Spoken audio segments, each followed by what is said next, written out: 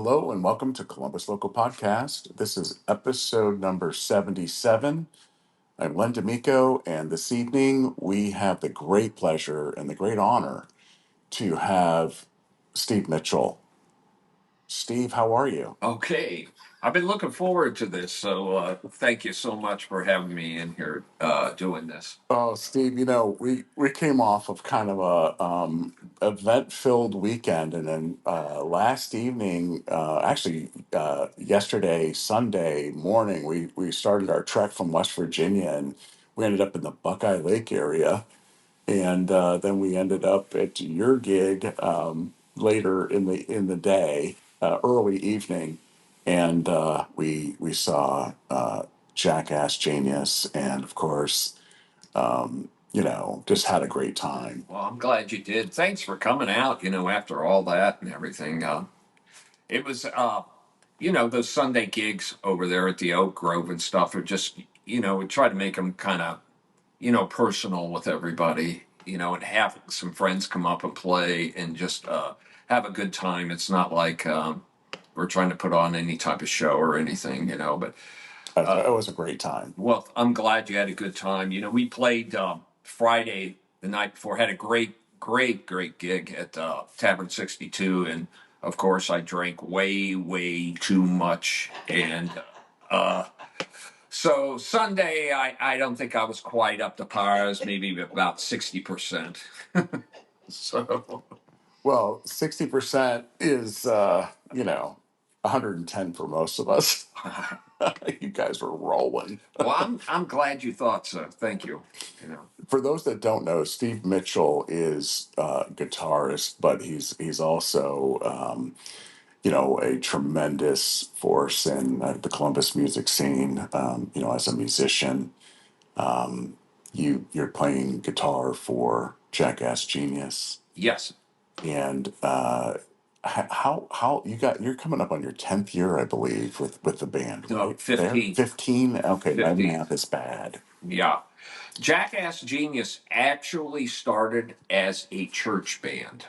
I was hired by a church to put together a, excuse me, a contemporary Christian band. I think it was 1999. So I just got together all the people that I knew that might be interested in doing this. And Dave, who's the singer in Jackass, was in it, and Cliff Stanton he was in Hot Lucy, Love Cliff. and Stadium 11 Sure. was one of the singers for it. Brad wasn't the first drummer, but he came in and played drums after a couple of years. But believe it or not, that's how Jackass Genius started. And then I don't know what actually happened with the church band. It was a tough thing, You're trying to put a rock band basically in a church, especially a Catholic church. It doesn't work. It's a tough ride, let me tell you. But Beth has similar experience. yeah, but eventually, when that went down the drain, we put the band together, and I think it was close to 2009, 2010. We started Jackass Genius. So.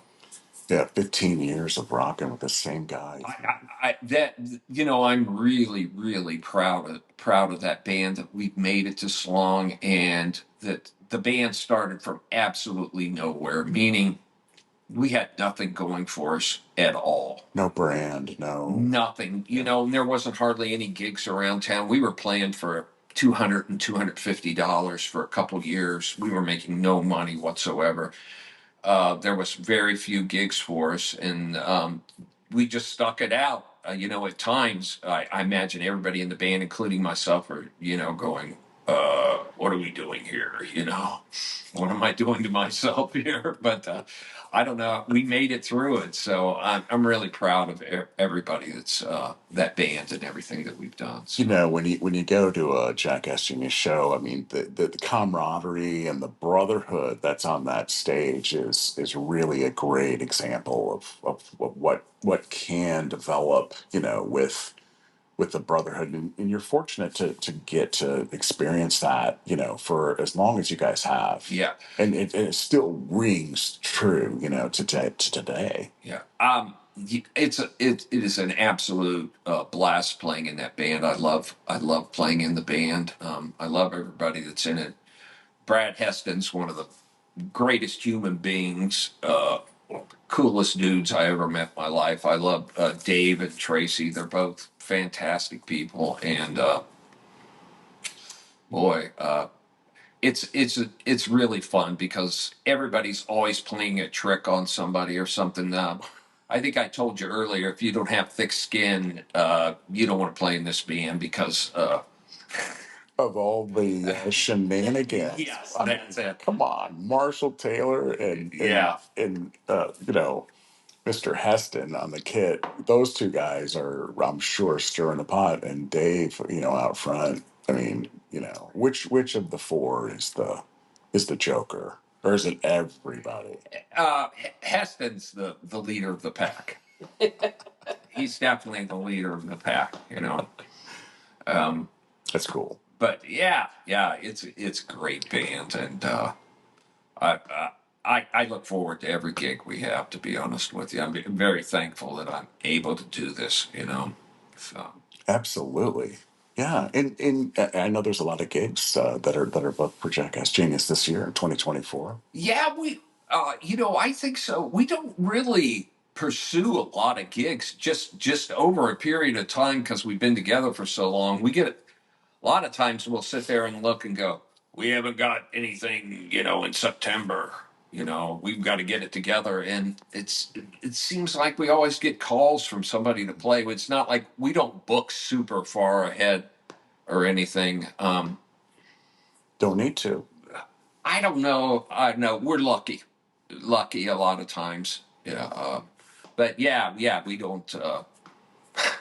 I know it sounds funny, but You can play wherever you want. I mean, you're a pretty well-known band. You guys were actually if I'm not mistaken, the first QFM 96 house band, right? yes. And that had to have been, a good shot in the arm in regard It to where you were playing after that. it was an enormous shot in the arm for the band.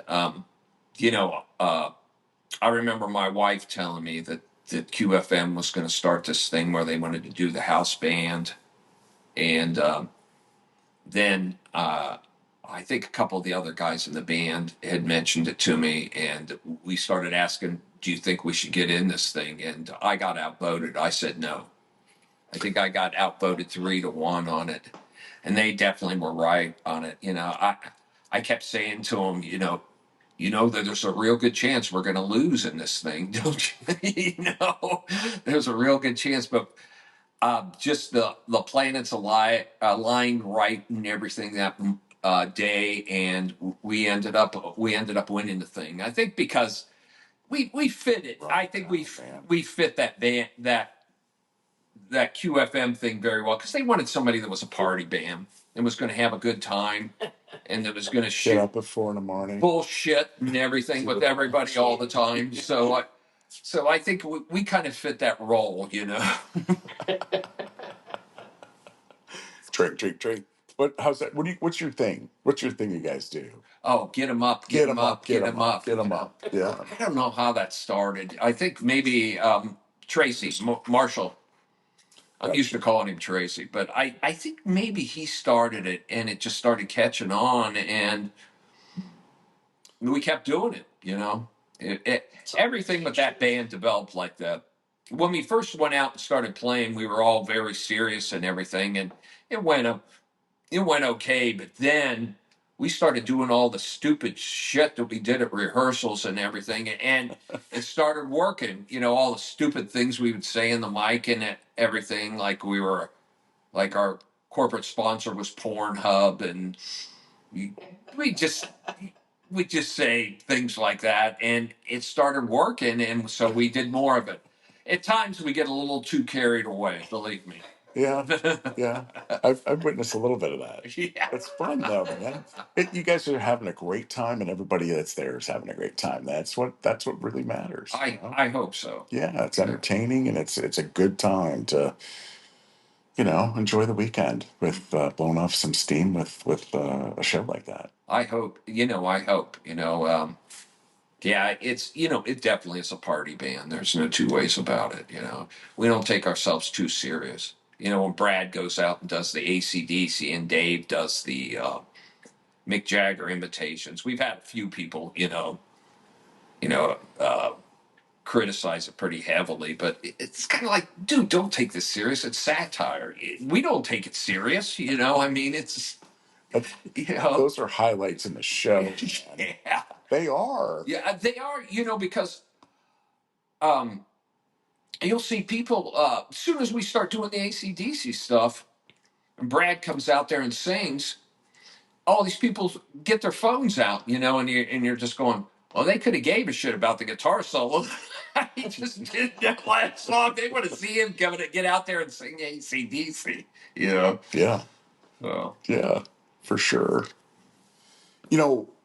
One of the things too about you, Steve, is, and we're going to get into all the experience that brought you to some of these current day moments for you musically. But it's amazing to me, in understanding the guitar, electric playing electric guitar, how you're able to get the tone that you get with a select instrument that you're inspired by for that song or for that set, and a Fender amplifier and just a chord in between. You're using everything about you and bringing the guitar aspect of the covers that you guys are doing in Jackass Genius. you know is that an approach that you've always had? somewhat, I never liked, even when I was a very little kid, meaning, 7 or 8 or even 9 years old, I didn't like effects at all. Mm. I didn't like hearing, always thought Jimi Hendrix was a fantastic guitar player, but I didn't like all the effects and everything. And it's just something that I never cared for very much. So at this point, with Jackass, I don't use any.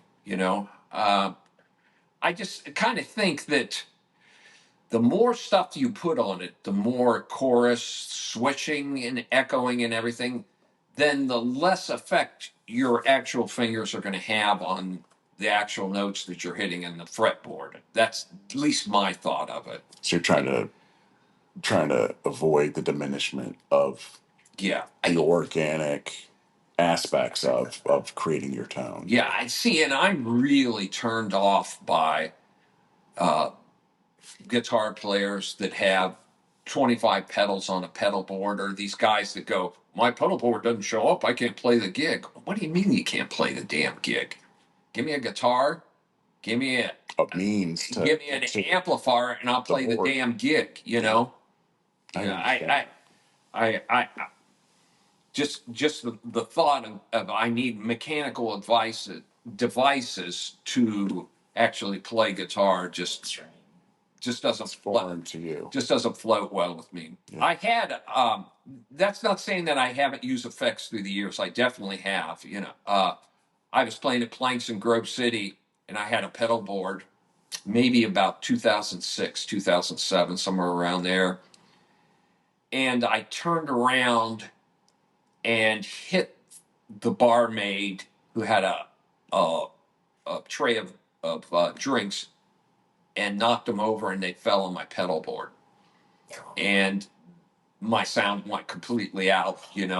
And so I just plugged straight into the amp, and then I just thought, something, I don't like any of this shit anyways. I don't, every time I turn on the chorus pedal, I go, I don't like the way that sounds. I'm going to turn it off. So I just thought, why am I even using this? Because I'm going through all this trouble of putting this stuff together and everything for the gig. And I'm also big into, I'm a local musician.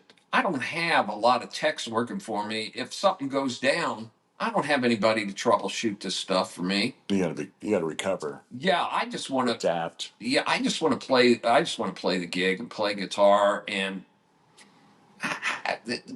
There's a lot of people.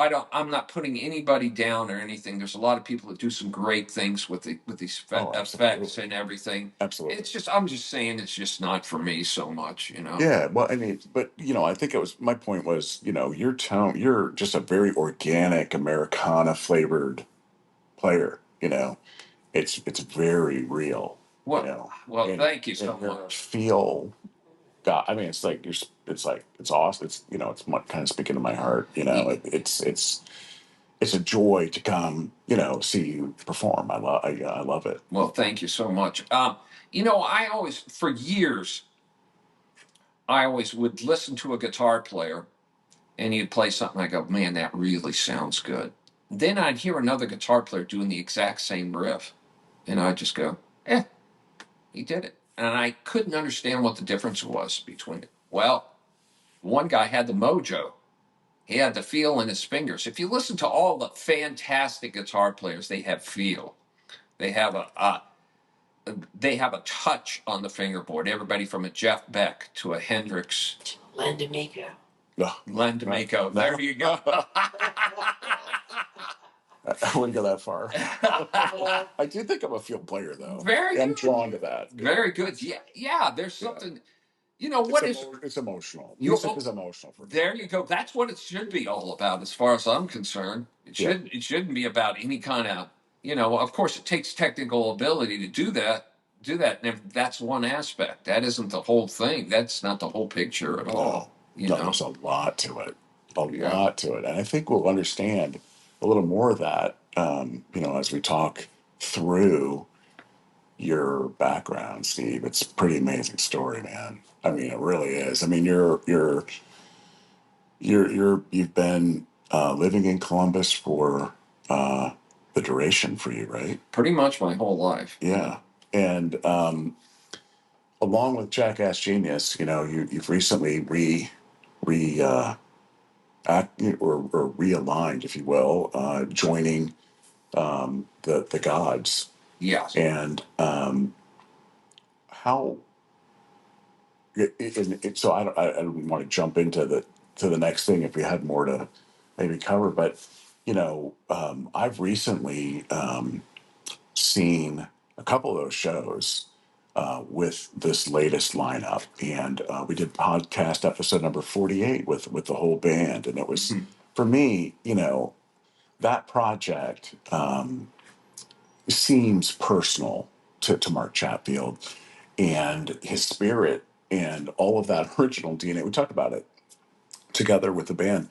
The DNA from everybody's past and connection to the Godz is very meaningful and very storied.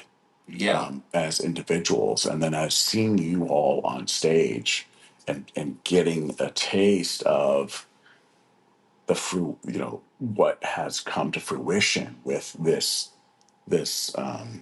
latest lineup and listening to the material. It's really, really cool being in the audience, having all of that kind of hit you in the face, as originally that band, kind of fired out of Columbus, Ohio. I feel that this new come back around has a lot of that energy and DNA and a new beginning in my mind as a innocent bystander. You had shared on that episode, that you had Mark Chatfield as a neighbor. Yeah. Growing up in Grove City, Ohio, as a young budding guitar player of the ripe old age of how old? I was going to be a sophomore at Grove City High School, and he was going to be a senior. Yeah. So that's 55 plus years, give or take. Yeah, I think a year or two. That's a long time to know somebody and come back together musically. 72 or 73. I think when I met Mark. My family moved to Grove City, 72 or 73, and guess who lived in the house behind me, in the street behind me, almost straight behind? It was Chatfield. Yeah. It was Mark. And I remember the first time I saw him play was at the Grove City Fair. He had a band called Zarquith. And I remember, I can't, if it was that night or not, he come up to me and goes, "Oh, so you're the kid that moved into the neighborhood that plays guitar, huh?" But we ended up being, pretty decent friends and everything. And we'd hang out and talk about guitar and music all the time. And, I had quite a few stories with Mark and everything. I really vividly remember, and maybe it must have been 75 or 76, he called me up and said that he was joining a band with Eric Moore and they were going to call the band the Godz. And that he was going to play flying V guitars and use Ampeg V4 amplifiers. Remember that? That sounds like Mark because he's a gear nut, Oh, yeah.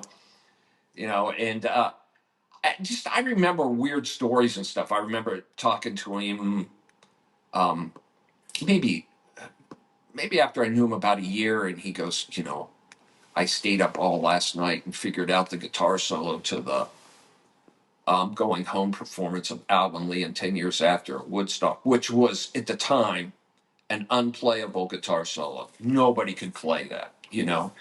And he stayed up all night and figured it all out, and I went and listened to him play it, and I was going, "But dude, you've got it, man." I just remember stuff like that happened, and It left a mark, right? oh yeah, Mark was an enormous influence on me. Enormous. Hopefully I influenced him a little bit somewhere here or there. But yeah, what you got to understand about when you talk about Mark is that besides being a fine guitar player, he's very intelligent about music business, music and the music industry, and he's a very strong personality. And I think all three of those aspects basically propelled him into doing all the great things that he done, from the Godz to Bob Seger, now with Grand Funk and the Godz again. Right. So to me, you have to kind of understand those aspects to kind of put it into uh, Perspective. yes, And yes, what happened there. He was a perfect storm during that time in the 70s. yeah. Helped get that project launched Yeah. like a rocket ship. Like I said, when I first met Mark, I was gonna be a sophomore in high school, and he was gonna be a senior. But he already had a very developed way of playing guitar. He was already very developed, where I somewhat was, but some of the things that I should have known and that I should have done, I didn't have the professionalism that he did at the time. I had a lot of hot licks and stuff like that. Um, but he was very developed at the He time. had an innate business sense along with his raw talent, Yeah, right? As a guitar player, and the drive and the business sense to understand how to navigate yeah, with what he had at the time and develop that yeah. to where he is today. I think you're right. There's a lot of guitar players through the years that I see, and I think they have loads of ability, but they're not using their brain. They're not playing very smartly. That's the exact opposite of Mark. He plays very smart. Uh, he understands what is going to make it sound good quality music. I think you know. Yeah. He's just a very smart and very professional player. So Yeah, and his got a big body of work, a lot of recordings, and yeah, he's definitely a tremendous representation of his roots in Columbus, Ohio, and where someone has the potential to pursue their dream. He wanted to be a rock star, and he is. He still is. yeah. When you get on stage with him, he's a force. There's no doubt. There's no doubt about it. You could feel it. Oh, You, I'm you standing in know. front of him in the audience, and yeah, I get that. But that's always been for him, has it not? Yes. Ever since the first time I saw him, I thought, this guy's, he's got it. He's got the aspects. He plays a very good guitar. He's got the showmanship. And then after I met him and started talking to him, he's got the smarts Yeah, and the the business. intelligence to take him where he needs to go. Yeah, leveraging what has worked, and he seems to adjust too. With the times, the new material of the Gods, though. I mean, really, I mean, those that are listening, I mean, check that. Part of that album is streaming, but you can go to thegodsusa.com and you can purchase some of the new music in totality, the new album. It's on vinyl. There's some. I think it's still some special edition white album. There might be. I'm not sure. I don't know for a fact. I don't know any more than what I've heard. But the point is, the new music really is great rock music in my opinion. Well, thank Right? you. And I love seeing it live. I mean, I love these shows. I've been to a couple of them already, and I'm planning to see more. Well, And good. I'm hoping that more people can acknowledge the resurgence of what was and what is, and what I think has a lot of potential. It's just again, I don't know anything other than what I know personally and see and experience. But how do you view that? Okay, so my story with the gods basically a couple years ago, a little over a couple years ago, I went and saw the gods performance at the King of Clubs, and I loved it. Sure, I loved it, and I can't remember if it was when I was leaving or I went to go for a bathroom break or something, but a guy came up to me and said, "You should be in that band."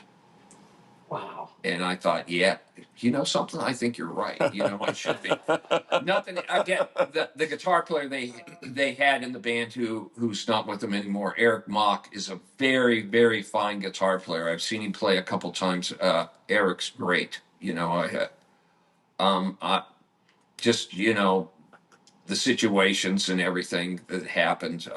I got the opportunity. Mark approached me and asked me if I was would be interested in playing in the Gods, and I said, yeah, definitely, I Yeah, would. And he just we set up kind of like an audition date, and I knew exactly what they were going to say when I went in. Because when you go into these auditions, especially with a band like that, they go, well, what can you play? So I made sure I knew every song that they had played that first time I saw them and more.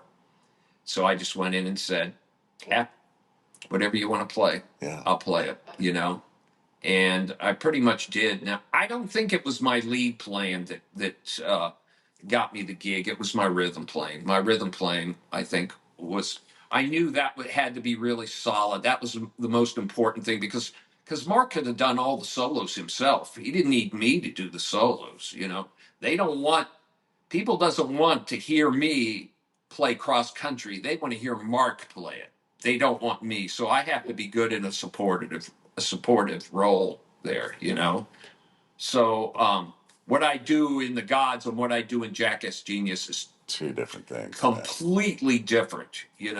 Jackass Genius, I kind of play guitar how I want to play guitar. Right. I got the attitude if I'm going to play cover tunes, I'm going to kind of do them how I want to do them. And As but you should, but in Mister. the Gods, we have to cover those parts and everything in that band and everything. And so at times there's a good portion when I play, I'm in a big supportive role to Mark. And but anyways, he asked me, if I wanted to do that, and I think we I auditioned once, and they asked me to come back again, and I think I finally said, "Do you guys want me to do this or not?" because I know when I came back, songs, man. You like how I play them? my wife, when I came back home after the first one, the first get together with him, she goes, "So are you a machine or not?" So, but um, it's a lot of fun. I love everybody in the band. Everybody in the Godz right now is extremely talented person. The band's musically is very very good. Of course, I don't need to say any more about Mark and Keith, the drummers, is just as solid as a rock and never makes a mistake. That guy never makes any mistakes. And Doug I've known Doug for years and years, and he's I didn't realize how talented this guy was. He's like a multi instrumentalist. He can sing. This guy can sing anything. He sang me a country version of "Burning Bridges," the God song, and he sounded like an authentic country singer. I was going, "Holy shit, dude!" That's his Kentucky Yeah, upbringing, man. yeah.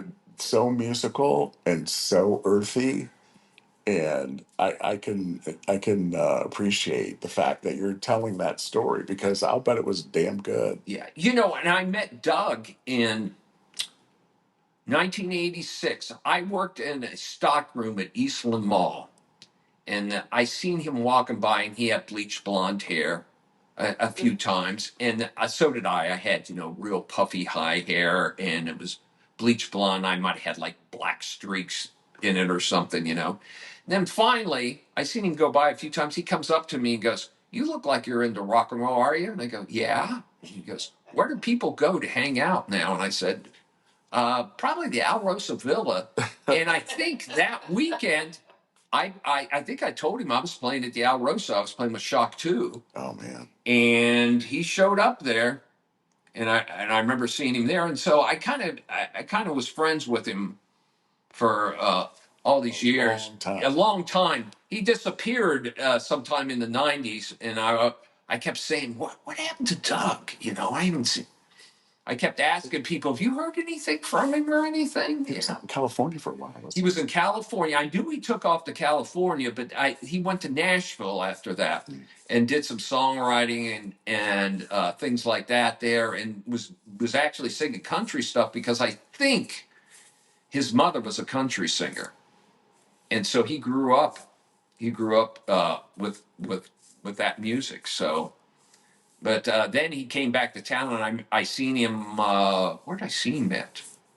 The LC or whatever you want to call it, Campbell Live or whatever. He had opened up for Sebastian Bach. He was in this band.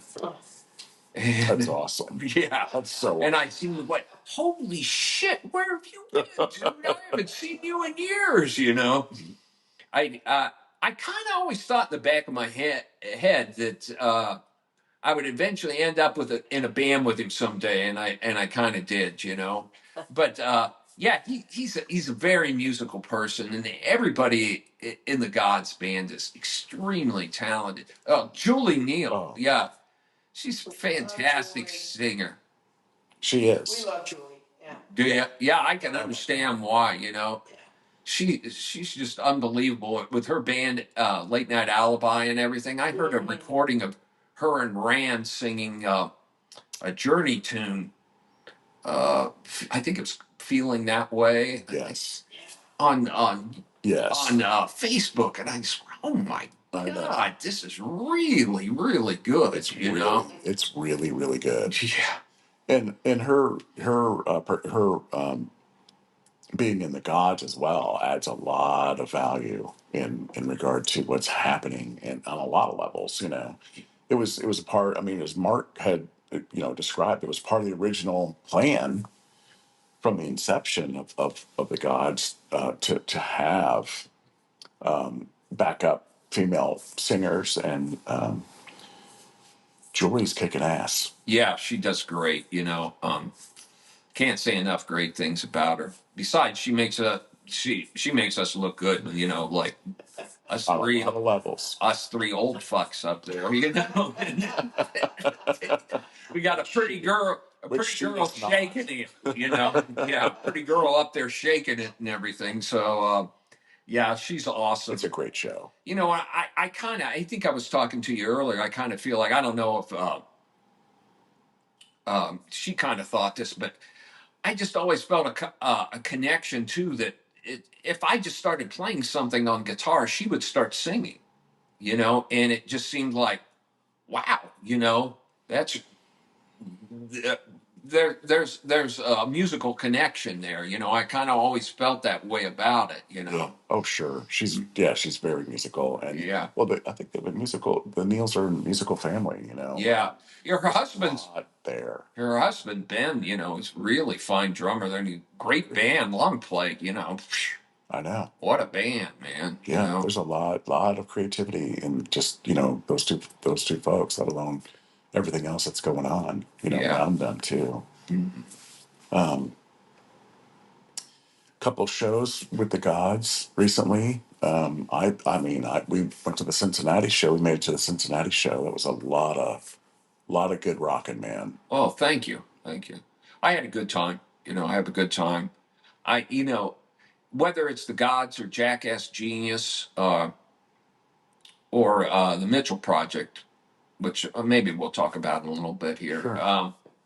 Uh, I just really appreciate any chance I get to play music nowadays. My life works best when I keep the gratitude high and the expectations low. Then I'm a happy person. Yeah.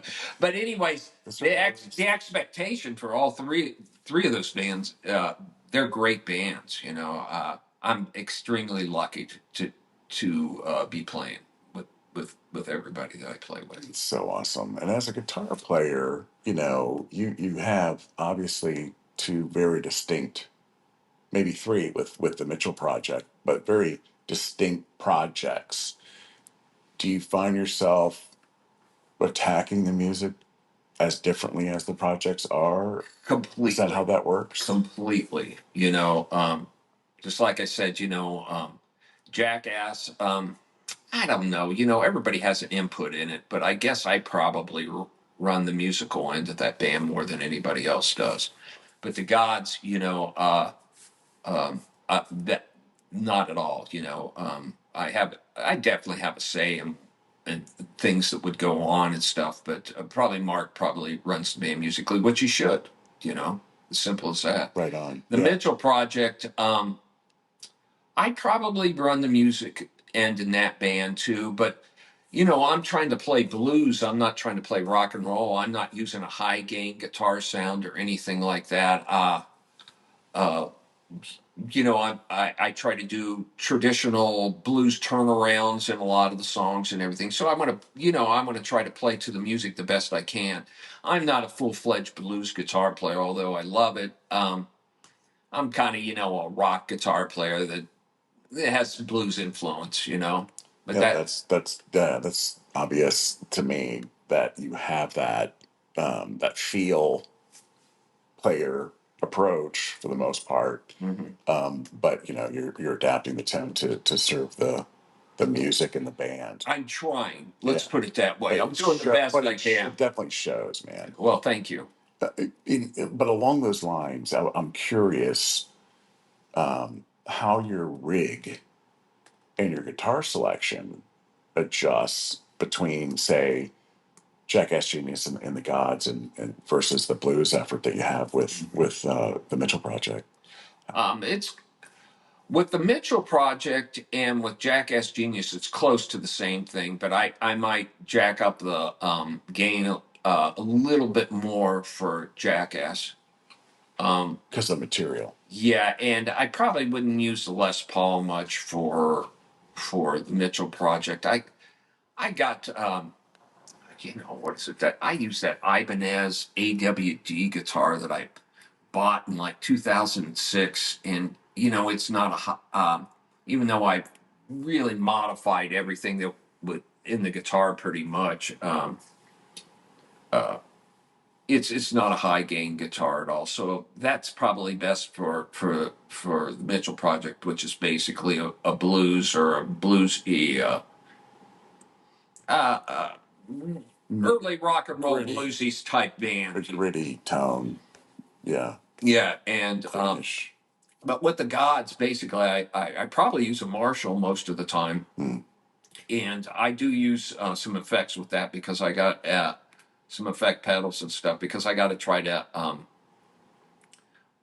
cover the parts on some of the recordings that were done. Right. You know, so I want to try to do the best that I can there. So, but that's the big variance. I probably use a lot of borrow a lot of stuff off of Mark Chatfield. You know, he's got A warehouse of gear. pretty much. You know, He's got a website uh, that has vintage gear. I believe that we didn't have an opportunity to talk through or anything, but yeah, he's got the real stuff. with You know, when I got the with fakes, vintage, I have the fakes. you and I get the reissues. He has the Yeah, real deal that they were yeah. modeled from. I get that totally. Hmm.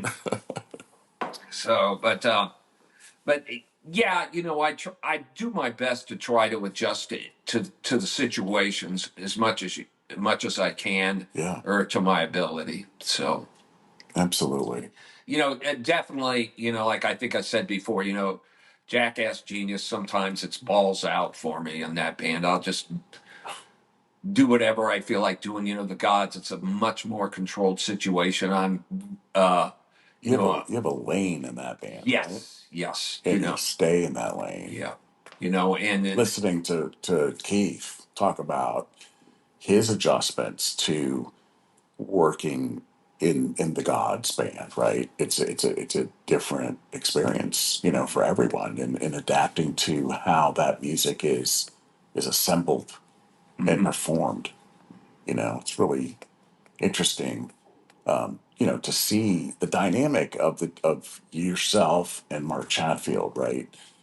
Having that longevity of knowing each other, and now you know really working side by side on stage, you know, at this stage in life. It's how is that coming into your life? You I know, mean, how are you reacting to that? well, I kind of feel like for the band to work, or for at least me to work in the band, for them to want me to be in the band, it's really important that Mark and I play together, and there's no kind of lead battling or any of that bullshit whatsoever. You know, I think it's we need to play as a team the best that we possibly can. You know, I think that's it. I remember Mark telling me, he's told me this several times over the years.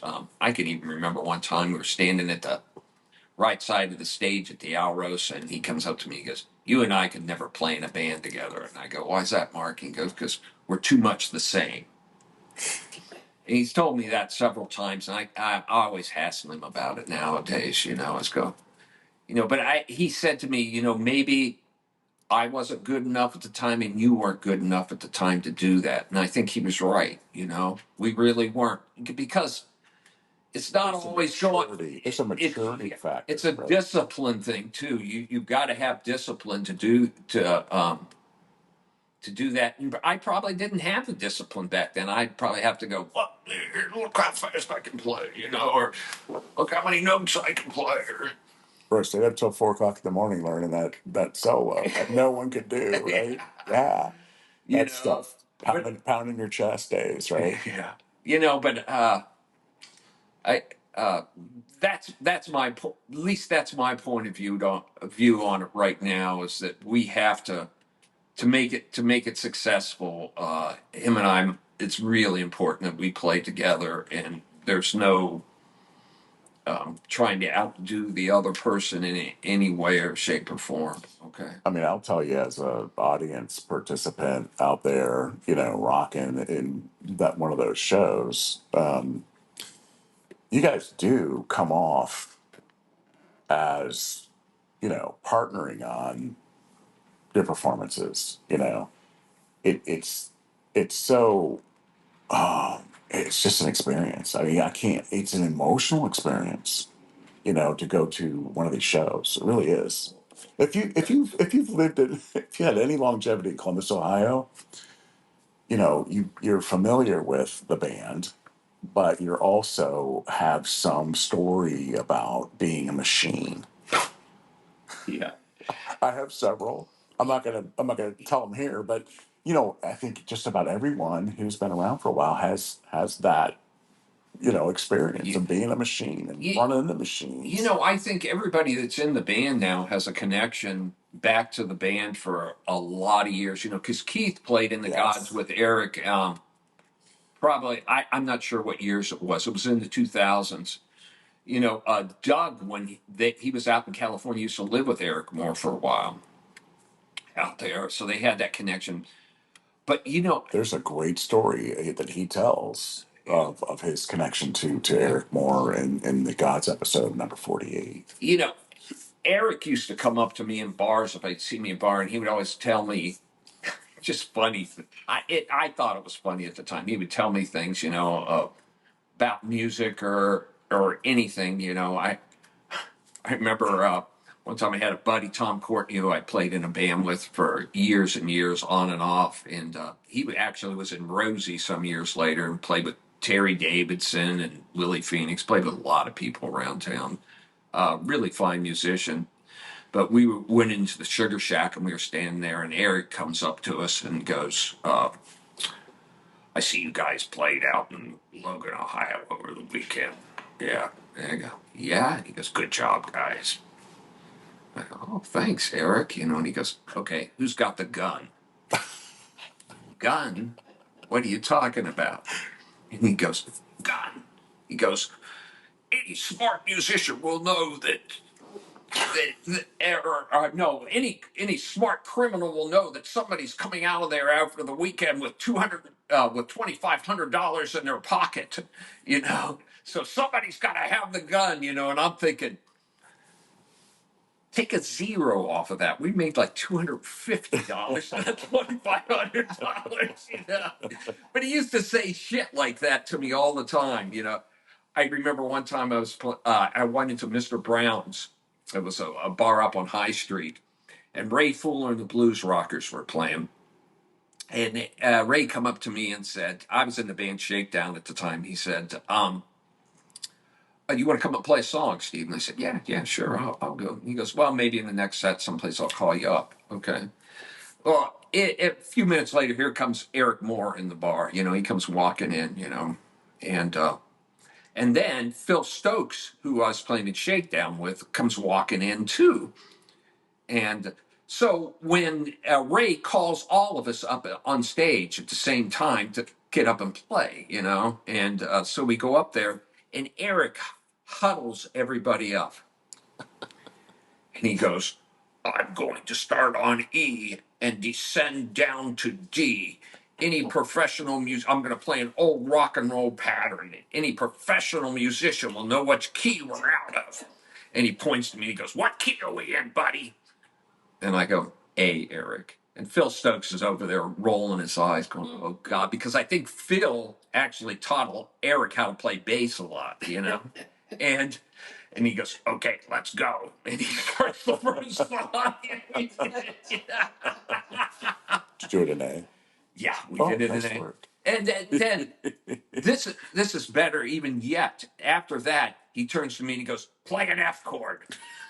And I started playing an F, and he starts singing the old Sam and Dave song. "You didn't have to do me like you did, what you did, what you did, and I thank you." And then when we got done after that, he go off the stage. He goes, "Do you hear that song I sang up there?" He goes, "That's my next hit, buddy." And I swear, not 6 months later, ZZ Top came out with that song with a big hit. Had a big hit with it, and Oh I'm just shit. going, Jesus, he Yeah. he does have a good sense of what's going on. But I have endless stories about Eric coming up to me in bars and saying shit like that all the time. So that was always a connection. Did he buy you a drink or did he walk away? Like, what did he do? He would say this stuff, and then he would leave. He would go off and talk to somebody else.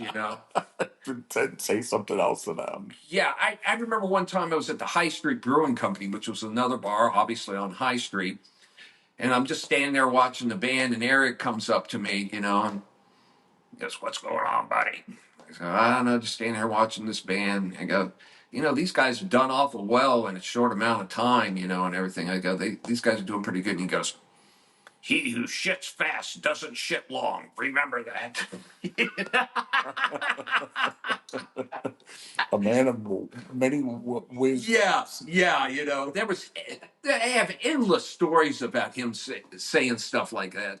I don't think I was the only one he did it to. He would say that kind of stuff to a lot of different musicians who were going in, Man. in bars and stuff. But he was a character and a half, man. But that not only that, I would talk to Eric a lot, and I remember he came up to me one time and he had got married to this lady, and her dad and my dad worked together at United McGill. It was a sheet metal shop, and he was talking to me about that and goes, for a brother-in-law, I did pretty good. I mean, for a father-in-law, I did pretty good. I go, yeah, that's pretty good. Because I remember my brother who used to work there came up to me and goes, Paul Bollock, which was his father-in-law, came up to me the other day and said, my daughter wants to marry Eric Moore. What am I going to do? Did you have to answer that? Well, it was my brother. It was my brother. He came up to my brother and said that, yeah, my daughter wants to marry Eric Moore. What can I do? Was he as much trouble as his reputation precedes his persona? I don't know. I always had a lot of respect for the guy, to be honest with you. I thought at times, yeah, he was full of shit, but that's the music business. You know what I mean? Yeah. So many of these big stars, the stories they tell and everything, they're so full of shit. It's ridiculous, and he had that's a big part of it. Really is to make people believe that you're a star. If you can do that, then you are. Keep going. Then you are. Keep going. Make it happen. It's in the people's minds. So yeah. Well, I mean, so much. I mean, can be said about the Godz and where that band is today and where it's headed. In your part of that, you bring quite a bit of history, Steve. Obviously, growing up in Grove City, where in Grove City then did music, or even prior to that, where did music start for you, and what are some of the aspects and some of the inspirations that got you to do what you're doing? okay. First of all, my total inspiration was seeing the Beatles on the Ed Sullivan Show in 1964. I was very young at the time. Maybe I was born in '58, so you can do the math from there. And I just knew when I saw that I had to be part of that. And according to my brother, I can't remember when I started playing guitar, but my brothers, I have a brother, Mark, who's 4 years older than me, who played in the Mitchell Project with me. And he told me I started when I was about 6 years old, and we started at the same time. So he was 4 years older than me. So I was always trying to keep up with his friends through the years. No, excuse me. And so that really put me ahead of the curve. I was way ahead of the kids that were my age that even tried to play, even many years down the line, because like I said, I was trying to keep up with his friends and everything. So, but I was playing guitar in church when I was like 8 or 9 years old. I was already playing in church.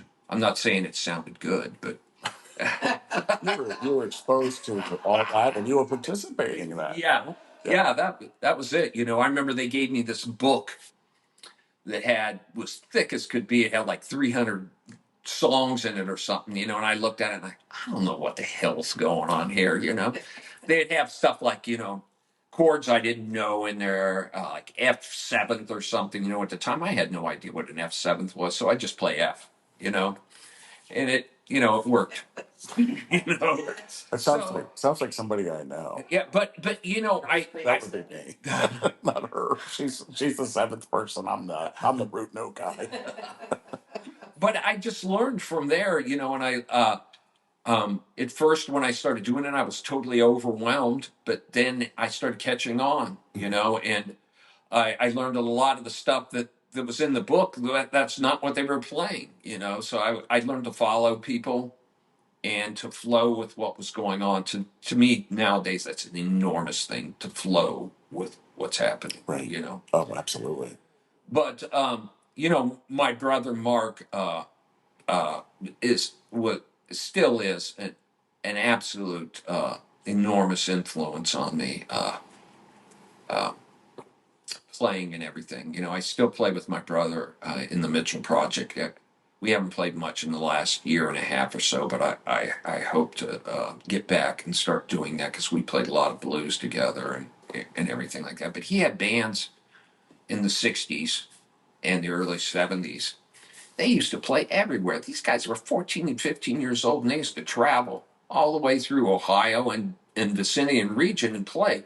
Mom and Dad on the weekends would pop up, uh, get the station wagon out and fill it up with gear, and we'd head to Cleveland or something. And they How would, cool would that be? yeah, when they played sock hops and stuff, like they called them sock hops, and he was on Jerry Razor's dance party and everything live on TV, and uh, at that time in the 1960s, music was extremely fruitful at that time. It was a lot was going on. There was a band on every block, and that's not an exaggeration. There was music all over. If you would, in the late 60s, early 70s, if you would go down High Street in Columbus, there was probably at least 15 bars that had bands playing, live music being played. It was a great time. So it was very influential on me. And there was a guy that my brother met in the 8th grade. His name was Bill Coleman, who played guitar, who was a child prodigy. At 14, 15, 16 years old, this guy was a monster on guitar, and he could sing like crazy. Uh, he was an African American guy. If his parents would have taken him to Motown, he would have been a superstar. There's no doubt about it, because he was as good as the Jackson Five or any of them. Believe me, this guy, he could sing and he could play like crazy. But he was an enormous influence on me. He probably hated my guts because all I did was bug him all the time, about how to do this. Sure. Yeah, and the whole in his whole I got my whole concept about playing guitar from him, entirely from him. He's the one that turned me on to uh, probably everybody from Hendrix to Johnny Winter to uh, Alvin Lee to anybody that was really popular guitar players that were really smoking at the time. And uh, I couldn't say enough how influential that Bill was, and even my brother Mark were to me. Bill, um, he disappeared. I'm trying to think about what years it was. Maybe in the late 70s was the last time I saw Bill. He was a very intelligent person. He was very smart and everything, but I think he got mixed up with the wrong crowd. And my wife and I tried to find him going through the internet, trying to find death certificates. We found the death certificates of his parents because his parents and mine were good friends through the years. And we found the death certificates of both his mother and father. And we found some phone numbers from him, but none of them seemed panned out. Yeah. But I kept searching and talking to people that might know him or might know where he was. I knew the last thing I knew, he moved to Florida. And we ran into a guy that said, I think you should stop the search because if you find him, you're not going to like what you see. And I think the last thing that we knew about him was he ran into this woman that wanted to be a singer. And they started a relationship together. And I think I don't know, maybe I'm wrong on this, but I think she got him really heavily into drugs, I think. And I don't know. I That's don't even know if he's still alive. I hope he is. One of my big things in life is if I could ever meet Bill again, because he was such an enormous and it had enormous effect on me that I just can't even explain it. regardless of where a person ends up, so to speak, if you feel that strongly, man, I would, I don't know that I'd give up, I mean, hopefully they'd be able to receive your message, you know, because it's an important message, Yeah, you know. I think maybe this is patting myself on the back really heavily, but I think the last time I saw him, I was about 19 years old, and he had came over to my house with me, and we had a jam session over there, and we were playing. I was I was about ready to pass Bill up, probably, you know, guitar playing wise. I was probably about ready to pass him up. I hate to be like that, but that's the way it is with child prodigies. Child prodigies most of the time do not pan out. They usually peak very early. You know, there's a few of them that go past that and do really well, but most of them don't. Most of them don't. But it's a real shame because I owe so much to this guy because music's been my entire life ever since I was a young kid. I think I saw, some young kid experiences. I remember going down the street and there was a place that was it was called Griff's. It was a restaurant. It was like a McDonald's takeoff, and there was a rock band playing out front. I rode my bike down there. I must have been probably 6 or 7 years old, and there was a rock band playing out there, and this was just mind-boggling to me. This was the greatest thing I had ever seen in my entire life. On your bike, Yeah, on my witnessing this. yeah, and 10 years later, I ended up playing with those guys. That's awesome. Yeah, and then another time, I had a friend that lived down the street. His cousin played in a local band called the Emeralds, who are a pretty good band in the '60s around here, and uh, David Alexander was the leader of the band, and he played drums, and he was a singing drummer. He still plays now to this day in the Alexanders, I believe. And but anyways, his aunt took him and I and a couple other people to the Valley Dale to see the Emeralds. They were in a battle of the bands because the Valley Dale used to have a battle of the bands. I don't know if it was every Sunday, but they would have them on Sundays. Wow. They used to have a battle of the bands, and the whole reason they brought me down there was because they wanted him and my buddy to stuff the ballot boxes. That was the whole reason. But I saw these. Take this fistful of votes. That was it, and but it was mind-boggling to me, when I saw this. These guys were equal to the Beatles. I was just like, this is fantastic. I've got to be involved with this some way or another. Yeah. And I just kept plugging through the years, and you know, just I think I'm going to put it this way: there's only one reason, as far as I'm concerned, to get involved in this music thing, and that's because you love the music. Right. If you think you're going to do this to pick up chicks, yeah, that'll happen, but that's not the reason to do it. You'll burn out quick. You think you're going to be a star? Good luck. Good luck. There's no other reason to do this than you love the music. It's not for the money. There's very few people I ever even knew in my life that made any kind of substantial money playing. What do? We make a few extra dollars to pay a few extra bills. That's what we do. And that's how you kind of have to look at it. But I played in bands all through the years. you know um, I probably have to tell you this one. I think I told you the story before, but this is one of my very best stories that I possibly have. Oh my God, I'm so honored. You kidding me?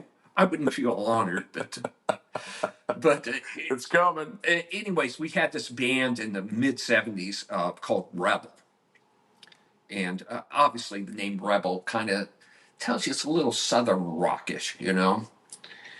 Well, anyways, the guy in the band, Tom Courtney, who I had mentioned to you before, who had played with, Rosie and a lot of other bands through town, and the drummer was Greg Hall, who played in Black Leather Touch, who Oh, wow. was a big band in town. He was the drummer, and we had another guitar player named Billy Barnes.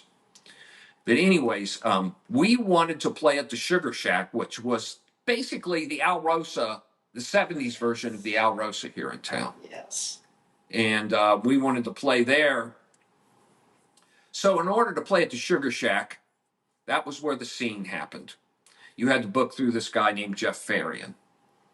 So Jeff Farian maybe booked at the time 25, 30 bands, and we were probably his suckiest band. We were his worst band.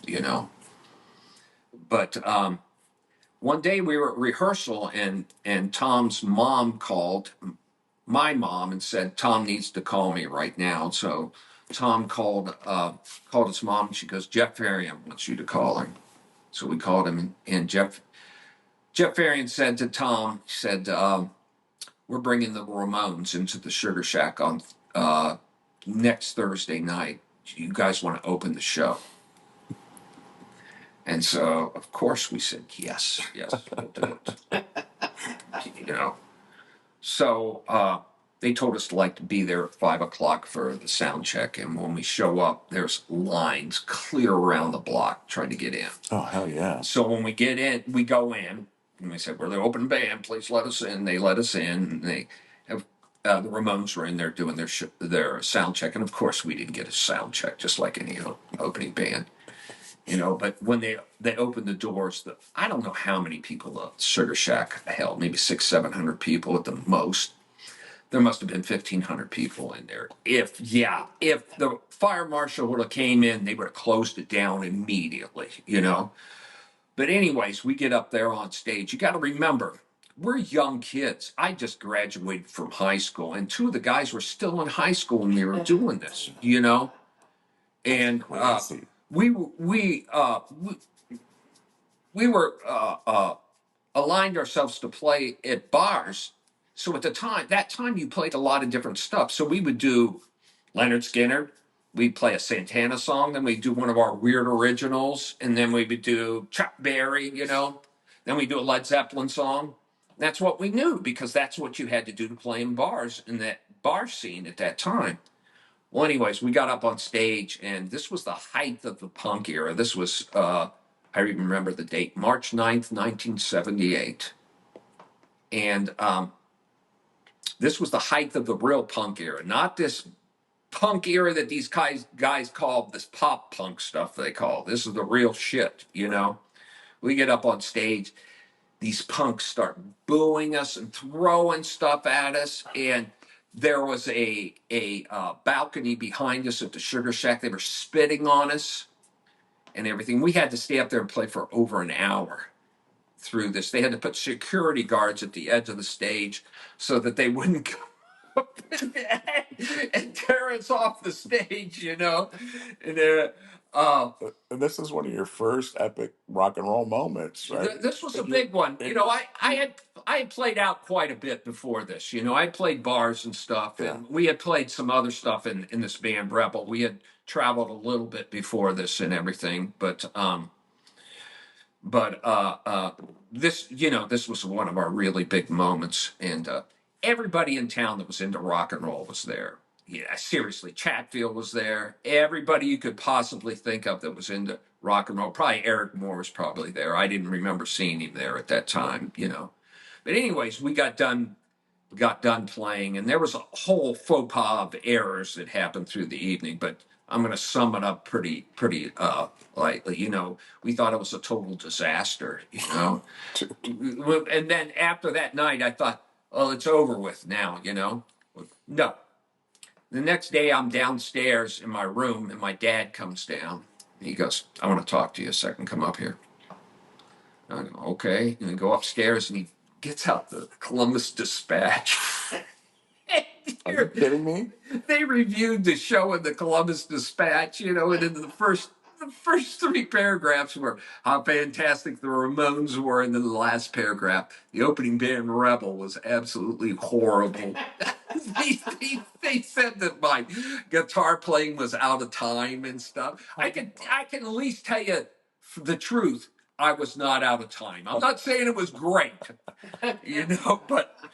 but A anyway, non-musician wrote that article. yeah, this guy couldn't realize that we were a bunch of young kids, and the whole reason that we played this show is because the promoter overextended himself financially, bringing the Ramones in, and so he called Jeff Ferry and said, "Who can you get to open this show that will play for free?" Well, we were. Oh, Yeah, we were supposed to get something like $75, for doing it, and we never got paid because the bar owner says that the promoter was supposed to pay us, and the promoter said the bar owner was supposed to pay us, and we were young kids. We didn't know how to get our money out of them. And but it actually ended up being almost like a rite of passage. I still get people come up to me to this day and said, the first time I saw you play, you opened up for the Ramones. that's so freaking Even awesome, man. not even a month ago, I was at El Dorado's up at a jam on Monday nights, and this girl came up this late. She wasn't a girl; she was an older woman. She come up to me and said, "You opened up for the Ramones at the Sugar Shack, didn't you?" And I'm like, "Holy shit, you remember that?" She goes, "Yeah, I remember really well. That was cool." Very I still get people, even the guys that were in the punk scene, come up to me and go, "Yeah, man, I remember you opened up with the Ramones. That's cool, dude." And I'm just thinking, really? Did you see us getting spit on? Shit thrown at us. The punkers were taking it out on you, man. They just wanted the Ramones that night. Yeah, then I found out years later Experience, man. that the majority of the bands that opened for the Ramones, that's what happened to them. It wasn't like we were the only ones that all this shit happened. Gosh. Yeah. Well, I'm sure Rebel ran its course, Yeah, and you got involved in some pretty, again, some pretty substantial efforts in the '70s and the '80s. yeah. My best some of my best stuff that I feel that I've done was in the late. It was probably about '78. Phil Stokes from the band Shakedown, who had played with Pure Prairie League and J.D. Blackfoot before this, so he had done national tours and played on national records before. Approached me at a bar he seen me play and said that Frank Harrison was quitting the band, and that he wanted to know if I wanted to audition for the band. And I auditioned and lucked out and made it because all these guys were a lot older than me. And I made it in the band Shakedown. And some of my very best memories that I have are from me playing in Shakedown, which was probably about '78, '79, and '80. And I learned an awful lot from these guys. These guys were a lot older than me and had a lot of experience playing. And I learned a lot from these guys about how to be professional.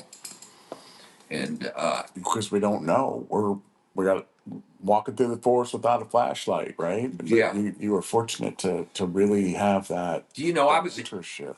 18 years old at Right the on. time, Yep. and then I was playing with guys that were, 27, 28, 29, and that had done a lot of really, great things, and by playing in Shakedown, I played some of the best gigs of my life, probably playing in that band. We opened up for a lot of national acts. I played at the Agoras. I played at the different Agoras. I played Cleveland, uh, obviously the Columbus, Akron. So, That's a big damn deal. yeah, It really it is. was. You're talking about a kid that was 18 and 19 years old doing this stuff Right. at the time. Good point. Yep. I think they saw in me at the time that I was a young kid that had a lot of energy and that was fresh blood. Well, you had chops, right? Yeah, I had chops, but I didn't have a lot of discipline. I didn't have a lot of discipline. We had three guitar players in the band. Oh wow. We used to do three-part guitar harmonies and stuff. I learned how to put those parts together from these guys. I didn't know how to do it going in. I didn't know how to put these harmony parts together or anything, but I learned that stuff from these guys. And then in the '80s, I don't know. I played with you remember Joey C. Jones? the name is very iconic in the Columbus area. Yeah, you know, it's Yep. he. I met Joey, and actually, Joey's the one that came up to me and wanted to play because Joey was in a couple bands, but nothing substantial, you know. And I got a band together with him, and we did a. We didn't do a lot of great things. We did a lot of opening for other bands and stuff. But some of the best stuff we did was there were two bars, one in Lancaster and one in Springfield. One called the Charlie Star and one called the Charlie Horse. And these were enormous bars. At the time, they were the biggest bars in the United States. They were bigger than Gilley's in Texas. And what these bars would do is they would have national country acts in there. They had two sides to it. They had a big room and they had a smaller room. The smaller room held like 500 people, but these were enormous places. And they would bring these national acts in. And what happened would be the rock band would play in the small room before the big show. And then after the big show, we'd play, the rock band would play again, and then the big band would do another show, and then we would play afterwards. We did a bunch of those with Joe. We did trying to think, Jerry Reed. We did, I know you're gonna laugh at this, Boxcar Willie, but he was good. Yeah. He was a talented guy. We did George Jones. We did David Allan Coe. There might even, I think there's a couple others too that I can't think of at the time, but we did those shows, you know, and you know, it was big shit. Yep. You know, I mean, we're playing for good audiences. At that time, you would think that the mixture wouldn't work, but it did. It was amazing. I remember one time playing "Over the Mountain" by Ozzy Osbourne out there, and they were square dancing to it. There you have it. Yeah. Music crosses all boundaries. Yeah. Again. Yeah, you know, and then after that, Joey left, and then that's when he got in the band Sweet Savage, and that's when I got into the band Shock 2. Okay. What ended up happening?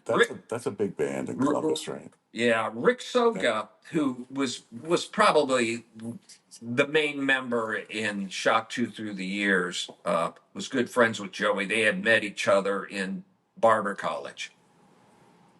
And so Rick was trying to start a band. He had very little experience in playing at all in bars or anything. But I think Joey told him that they needed to get me in this band that he was starting.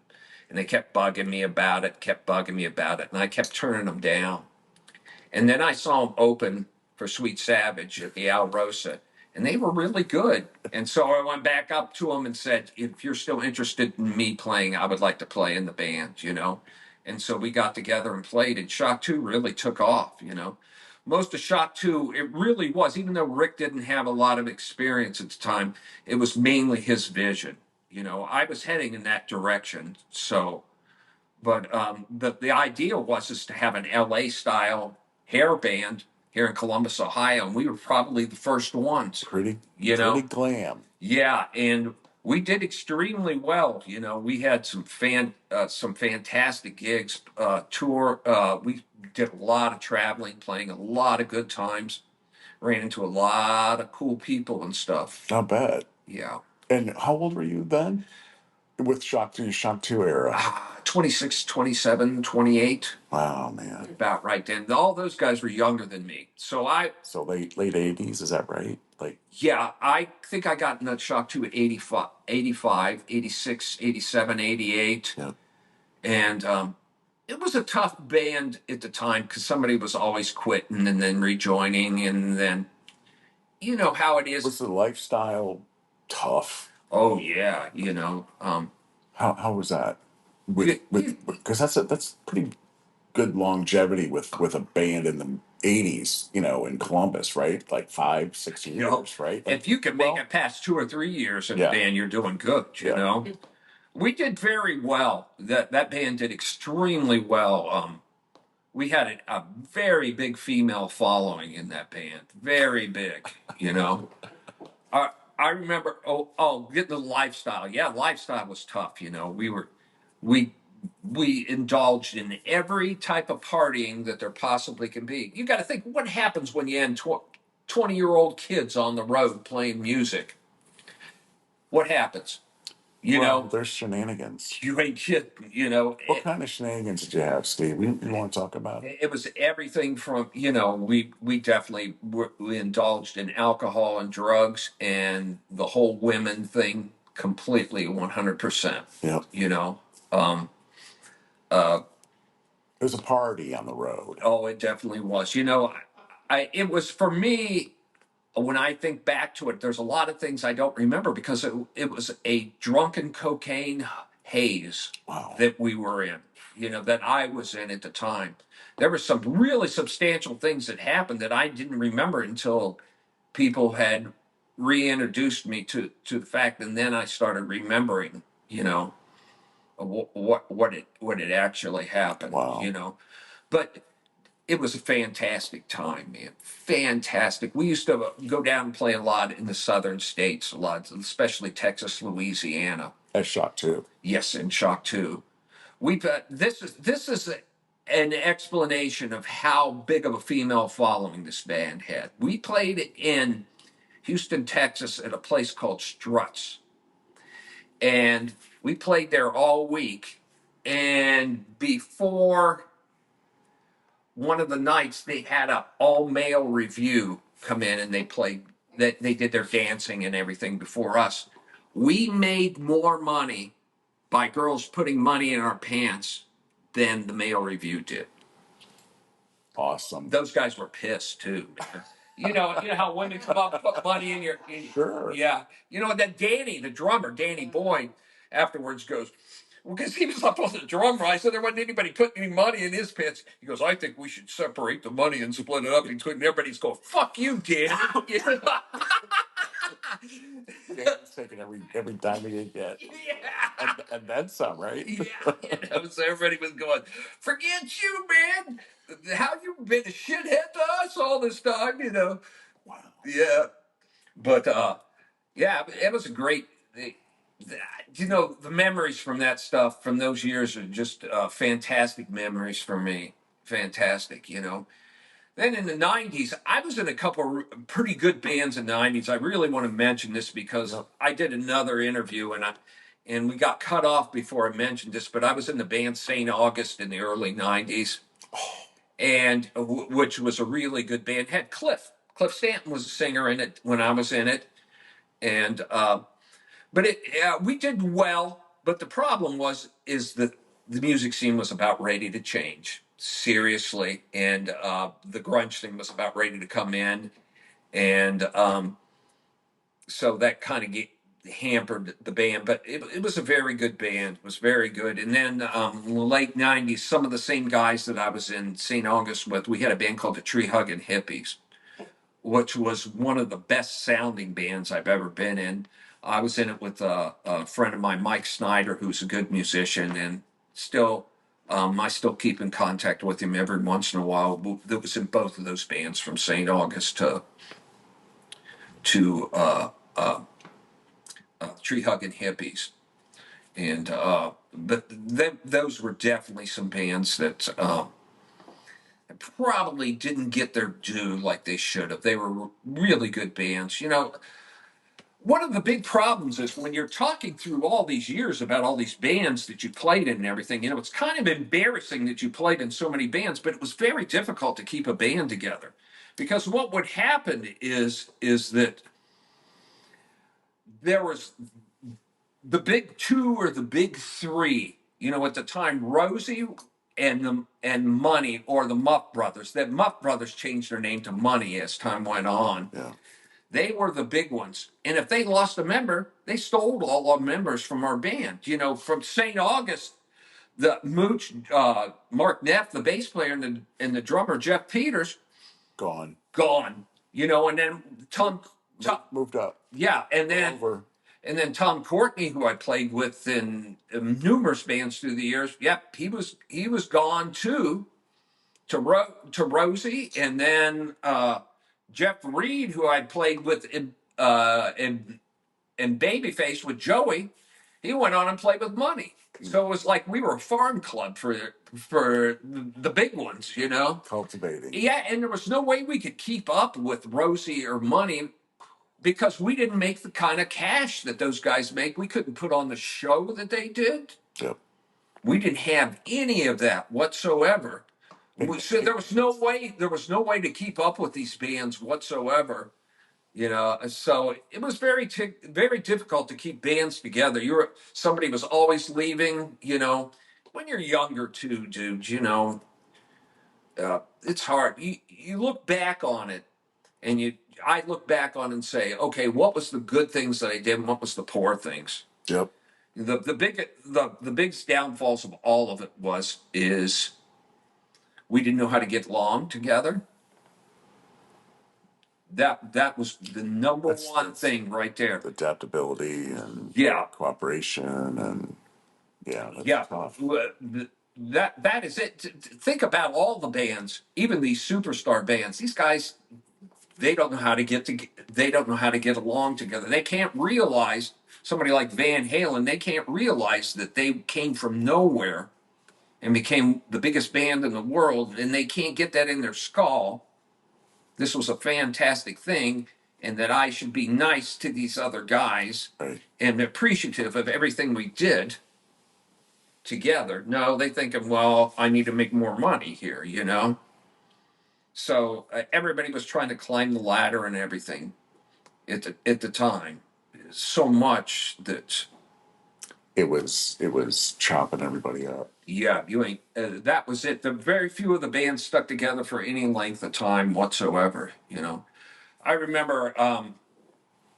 This was another big story here. We had. It's all good. There was a national battle of the bands that was done throughout the United States. I think it was 81 or 82. Okay. And what they did, they broke up the United States into like, I think 6 or 7 different regions. And what they would do is they would have people, bands. Well, anyways, we were one of the regions, obviously, and we were one of the hubs here. What was the Newport? What the Agora, the Newport. The Agora turned into the Newport. Okay, and we were one of the hubs here. So what they would do is you had to send in your promo pack with original material. They didn't want covers, and picture and a recording of the band, and then they would choose it down to 12 different bands for each region. Okay. Yeah. So the band I was in, which was Saint Blaze, which was just an offshoot of many of the other bands that I've been in, and maybe with a coat of paint on it or something, to look a little bit different. But we got chosen as one of the 12 bands to represent the region here. And they were going to have the finals at the Newport over 3 nights. They were going to have 4 bands in each night. Okay. So we got chosen to do it, and we got an itinerary for what was going to happen. And we were supposed to play the second night in the third spot. And there was 4 bands, like I think I said, in each night. Okay. So that was good. And we got the itinerary. Well, I talked to Chatfield, I don't know, about a week later after this, and he goes, "No, we're in it, Rosie." I go, "You are?" And yeah, we're in it. Well, it wasn't on the itinerary. Of course, when we show up, here's a revised version. Really? And of course, they had the clout to do that. Yeah, and so then of course, where did Rosie play? The last night in the last spot. And so you can guess what happened. Sure. Rosie won and we came in second place. But see, this was a national battle of the bands over the whole United States. That's pretty huge, man. And so it was a big thing, it was an enormous thing. And each night at the Newport, it wasn't like crowds you see nowadays. It was sold out nights every night. There was 1,500 people in there all 3 nights, And I'm sure maybe Mark might have a different story on it. Maybe, I don't know, but That's your recollection. That's my recollection. And you're sticking to it. Yeah, but then what would happen was is the person that each band that won these different regions We'll go to would go to Florida and they would have a battle off, and they would. But guess who won? Rosie won. Now that was a huge a huge moment in Columbus. Really, I mean, yeah, musically there was a lot going on, but that was a moment. yeah. That's a You know, milestone. I have to say this. You know, was Rosie a better band than us? Yes. Should they have won? Yes. You know, but Rosie went to Florida and won the entire thing. That's a big thing for Columbus, Ohio. That shows you how good Columbus, Ohio bands have been through the years. Right on. They won the National Battle of the Bands. So yeah, it was, and yeah, I honestly feel like there's a resurgence of good quality music in Columbus. You know, local coming up. There's a lot going beyond, and it's good to see that. I think, I often tell people this. I feel very lucky that I have a gig to play because we actually do have a bit of a scene here in town with older bands, Yeah, there is. with people about 50 and older in these bands. You know, if the generation behind me or the couple generations behind me would have picked up the baton when we were going to hand it off to them, we wouldn't have a gig right now. They would be the ones that would be playing, you know? So we're actually very, very lucky to have gigs because believe me, most of the towns talk to other people that live in other places. They don't have music scenes at all. Not a lot going on. I tell you that. I mean, unless it's like Nashville or Yeah. Memphis, Chicago, New York, LA. But I do talk to a lot of friends, and they like, they mention the podcast. They're like, man, it's like I didn't realize there was even this. I go, there's hundreds, if not thousands, people that are involved. Doing all kinds of different genres and shows and Yeah. whatnot. But the bars, though, the bars, I think, truly appreciate a good party band. I hope on so. a Friday, Saturday night, and I think that there's always going to be something going on for that type of a Friday or Saturday night evening.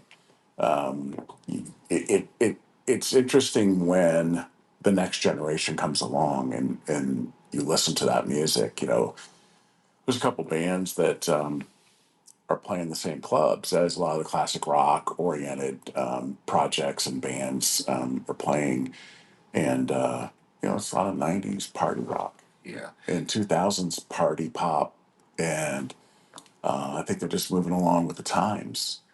I think. But they are playing some classic rock. Some of those bands, That's at least, cool. At least the first set, I kind of think that the generation now that cause the people I talk to, they're going, well, we're not going to play cover tunes. We're going to do all originals. I understand that. If you want to do all originals, that's okay. You're going to play for nothing. In fact, you're going to end up paying to play. Right. That's what's going to happen. But that's not the trick.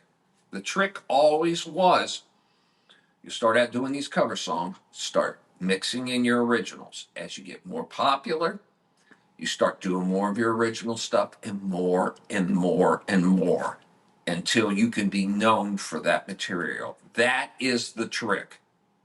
And that was the trick that many people used through the late 60s and the 70s and even the 80s. People would use that trick, and it worked. If you could build a crowd, Yep. it would work. And then the venues didn't care because they were still having a great evening. That's right. But if you went in there right off the bat and tried to play all your original materials, they're going to tell you, nah, you're not coming back. Because their whole idea is what? They want to sell alcohol. That's as simple as it is. Right. Can you sell alcohol? If you want, then again, on the other side, you want to play originals? That's awesome. Great, and everything. How long are you going to keep this band together? Good luck. Right. Good luck.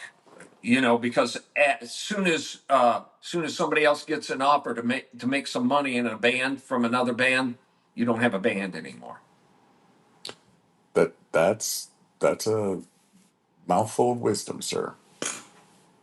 Nice work. I mean, you're speaking from experience of everything you just described.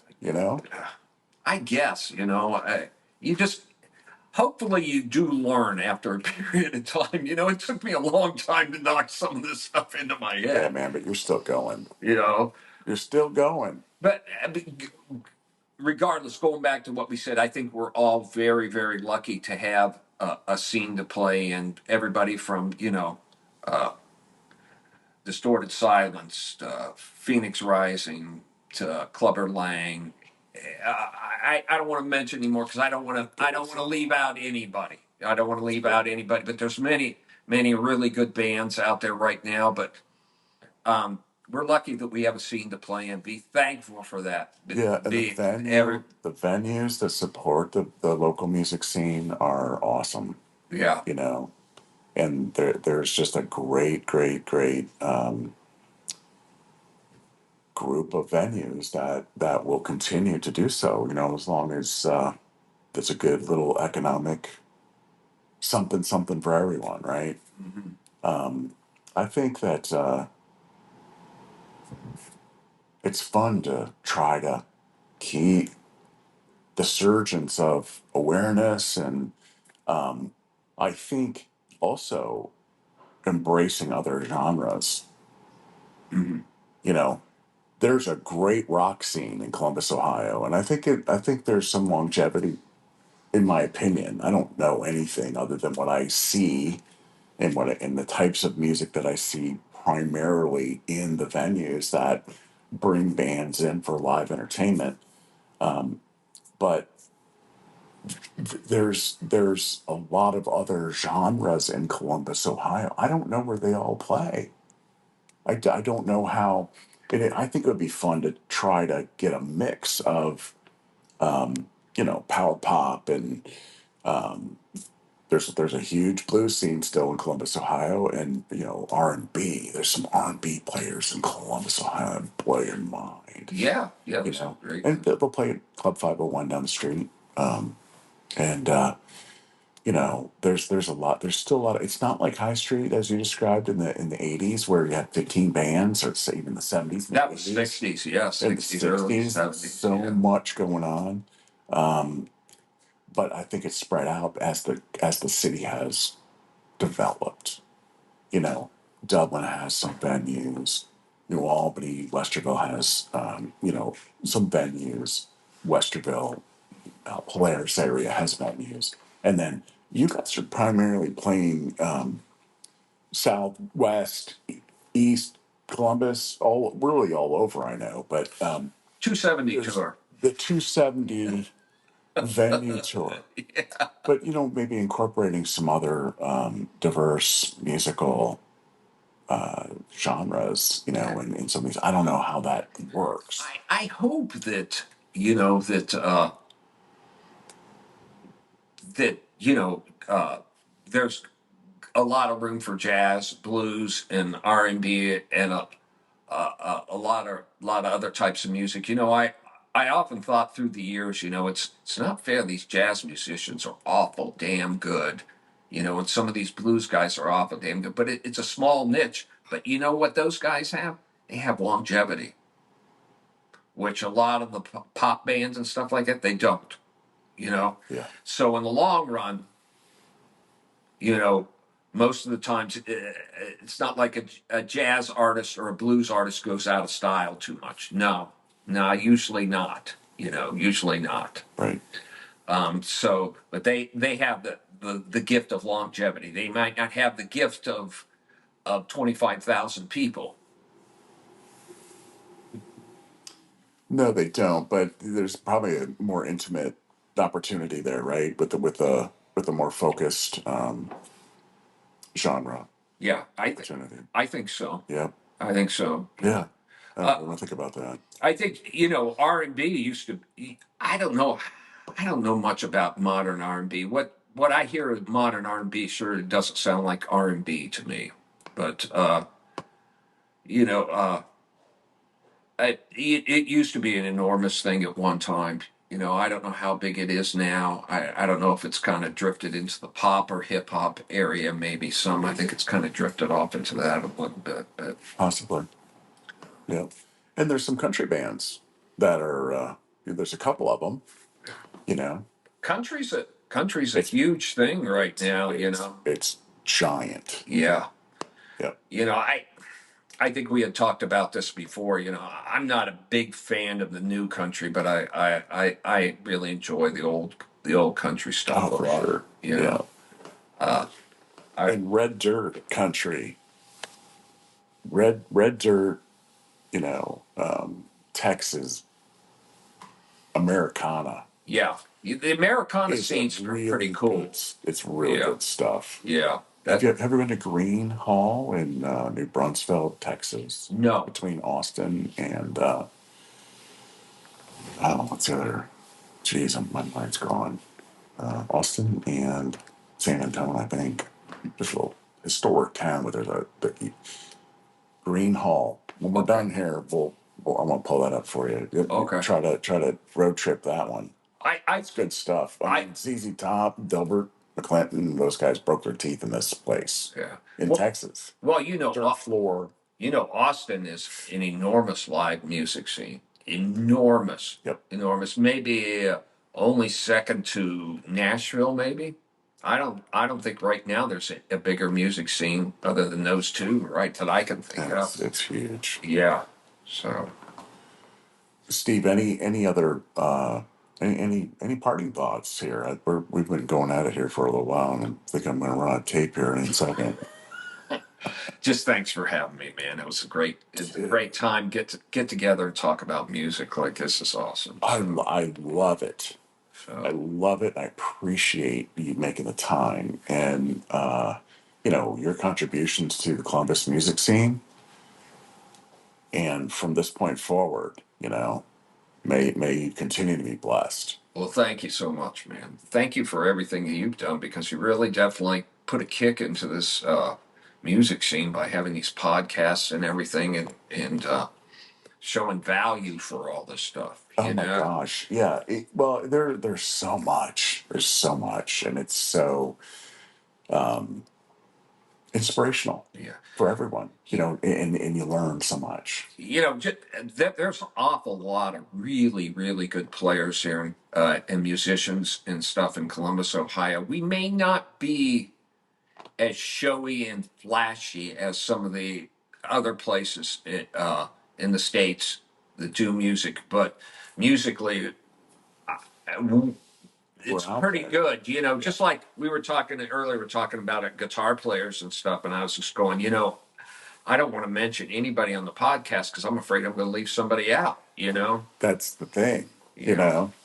know, that's the thing. But today we got to hear firsthand, your story, Steve, and I appreciate it. I think the listeners will appreciate it, and it's quite a storied past, and it's quite a storied current day, and I think there's a whole lot of rock and roll for you in the future. Hopefully, I hope so. I hope that, and I hope that I didn't talk your ear off on this thing. No, So. man. I think you might have the record on the duration, but we'll have to line that up to the Godz podcast, which I think had the record for a while. But I think Rico Cella might have talked the longest. We'll find out here in a little bit. Okay. Or Doc from These Guys Live, he had a lengthy. He Okay. might have taken Rico's record and or check your time here in a few minutes and see where you landed. But it doesn't matter because it's all the same, right? It's all appreciation of Columbus, Ohio based music and inspirations, man. It's all great. What everybody has to remember about these music scenes, the bigger the music scenes becomes, the the better your opportunities as your band is. Because if you go back and look at all these different scenes that have brought people out, even going back clear to the Beatles and the Liverpool days. You know, what happens after they signed the Beatles? Then they signed six or seven other bands that were in the same scene. Same thing with the grunge thing. After Nirvana hit it, even though they weren't the biggest band at the time that did that, loads of other bands. They signed the majority of the other Seattle bands got signed out of that. Right. So The better the scene is, the better your opportunities are. You know, so Absolutely. That's good. That's well stated. Good advice. Steve Mitchell, thank you, Len. thank you, sir. It's been fantastic. Episode number 77, Columbus Local Podcast. Thank you all for listening. Have a great night. Bye bye. Bye bye.